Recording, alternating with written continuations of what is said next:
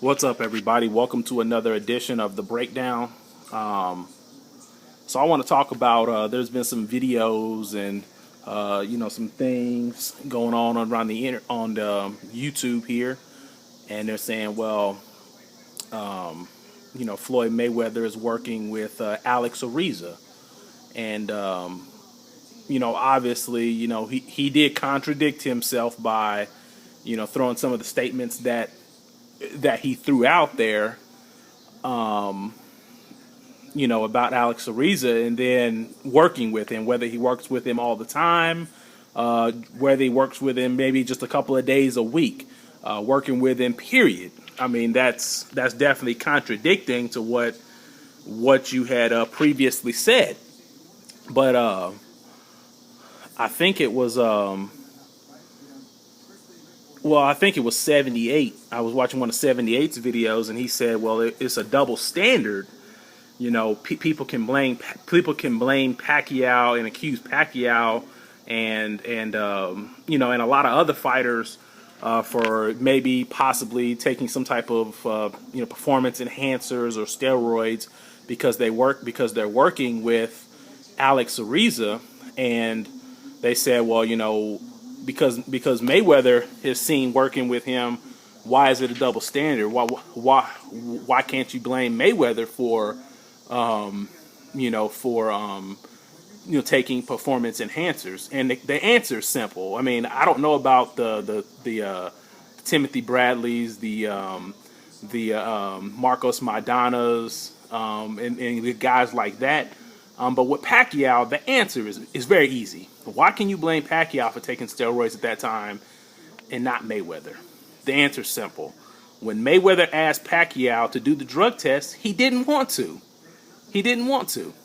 And as soon as he didn't want to do it, that's what drew everybody's eyes. At that particular time, people didn't even know who before Mayweather and Pacquiao was even going to fight. Nobody knew who Alex Ariza was, or he wasn't like his name wasn't as sought out, to the boxing public as it is now. And whenever Pacquiao when in the very beginning, when he first, when his camp said, we're not going to drug test for the fight. I mean, that's what drew everybody's suspicion. It wasn't working with Alex Ariza. Him not wanting to take the drug test is what drew everybody's suspicion. On the flip side, Mayweather does Olympic-style drug testing before every fight.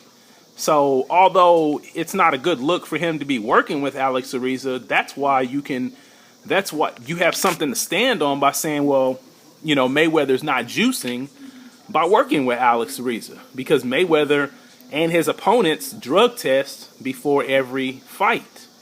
So I don't want to hear anything about this guy can hide steroids in your body and all that stuff. I mean, this is Olympic style random drug testing. So I mean, the people can come around anytime up until the day of the fight and drug test you.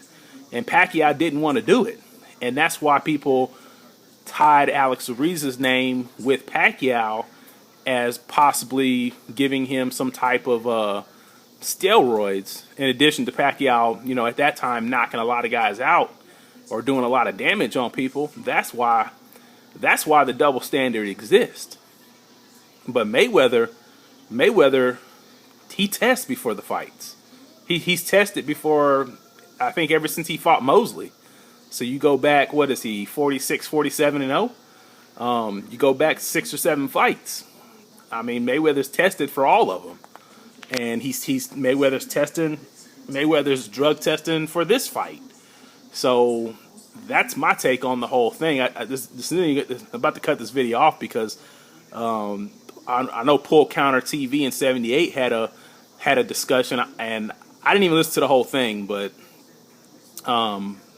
if I, like I said, you guys can correct me if I didn't, but I listened to a lot of it, and Pull Counter didn't even bring this up.